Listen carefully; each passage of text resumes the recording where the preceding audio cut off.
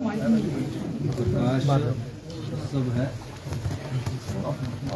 और इस पर्व दिन पर हम सब लोगों को जो गुरु नानक जी ने रास्ता दिखाया, जो प्रेरणा दी, समाज के सभी वर्गों के कल्याण के लिए सिख धर्म की स्थापना की और जो समाज में गरीब दबे कुचले लोग थे उनको उठाने के लिए उन्होंने जो एक ऐसा रास्ता अपनाया जिसका आज हम सबका अनुकरण करना चाहिए। हमेशा उन्होंने कहा कि गरीबों की मदद होनी चाहिए, जिसके साथ न्याय नहीं हो रहा उसके साथ न्याय होना चाहिए, सच्चाई की राह में हमेशा आगे बढ़ना चाहिए। आज हमें उनके इन दिखाए हुए आदर्शों पर चलना है और वो उनकी प्रेरणा से ही हमें आगे बढ़ना है। धन्यवाद। सर, गुरु पर्व का पावन उत्सव तो है, क्या ऐसा दिन आप ये बता पाएंगे कि दूसरी जो खुशखबरी हिमाचल प्रदेश को कब मिलेगी, कैबिनेट में तारीख? देखिए, हर समय हर चीज़ का समय निश्चित है।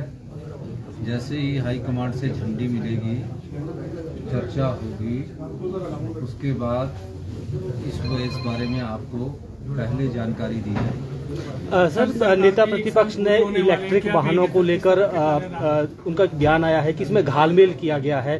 पहले हरित राज्य बनाने की बात की गई है, उसको स्टार्टअप से जोड़ दिया गया है। नेता प्रतिपक्ष ने जो कहा है, हरित राज्य हमने बजट में कहा है कि 2026 तक हिमाचल प्रदेश में जो पोल्यूशन है जो थोड़ा बहुत उसको भी हम कम करेंगे और ग्रीन स्टेट के रूप में इसको विकसित करेंगे। उसके लिए क्या योजना लाई जाए वो हमारे दिमाग में थी। हमारी सरकार ने कहा था कि 680 करोड़ रुपए की प्रत्येक विधानसभा में 10 करोड़ रुपए की स्टार्टअप योजना का शुभारंभ किया जाएगा और हमने ई व्हीकल के द्वारा पहली स्टार्टअप योजना का शुभारंभ कर दिया है।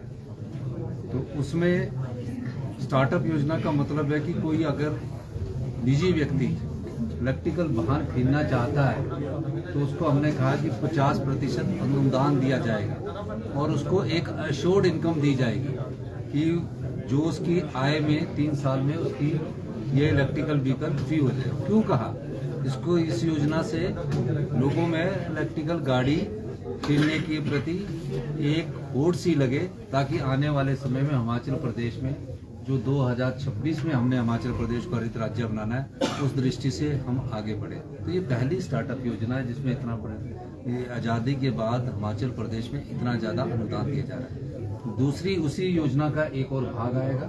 तीसरा कृषि से संबंधित स्टार्टअप योजना का एक और भाग आएगा। अनुदान देना भी उनको ये समझना चाहिए स्टार्टअप योजना का पार्ट होता है। किसी ने अगर अपनी नई गाड़ी खरीदनी है और उसको अनुदान देना तो स्टार्टअप योजना में आया कि पहली इलेक्ट्रिकल गाड़ी वो खरीद रहा है। और मुझे खुशी है कि युवा इसमें काफ़ी बढ़ चढ़ कर भाग ले रहे हैं। अब जैसे ही ये पोर्टल हमारा खुला, तकरीबन 70 के करीब लोगों ने, हिमाचल के युवा के लोगों ने इस पोर्टल पर अप्लाई कर दिया। सर, चीन में कोविड के बाद एक और वेरिएंट आया है जो बच्चों को अपनी गिरफ्त में ले रहा है। उसके लिए सेंट्रल गवर्नमेंट ने राज्यों को लेटर लिखा है व्यवस्थाएं सुनिश्चित करने के लिए। ICMR है, Indian council of medical research, उनका जो भी चिट्ठी आती है या विश्व में कहीं भी कोई बीमारी नहीं पनपती है, उस संदर्भ में भारत सरकार से गाइडलाइंस आती रहती है और हमारी सरकार उसको अमल में लाती है। सर, शिमला में यहाँ पर सर करीब 36 प्रोटेस्ट पर बैठे हुए हैं। सर, वो बैकलॉग की मांग कर रहे हैं कि जब ये सभी मांगों को अभी हमने आगे अध्ययन करना है और दृष्टिहीन भी लोग हमारे भाई ही हैं। उनकी जो बैकलॉग की बात है मैं उसको भी अंडरस्टैंड कर रहा हूँ और हम तो सब लोगों के पास पहुंचना चाहते हैं। हड़ताल से कोई किसी सरकार पर दबाव नहीं पड़ता। आपने अपनी मांग रख लिया, उस पर अब गौर करने की जरूरत है। सरकार आने वाले समय में सब बातों पर गौर करेगी। ठीक सर।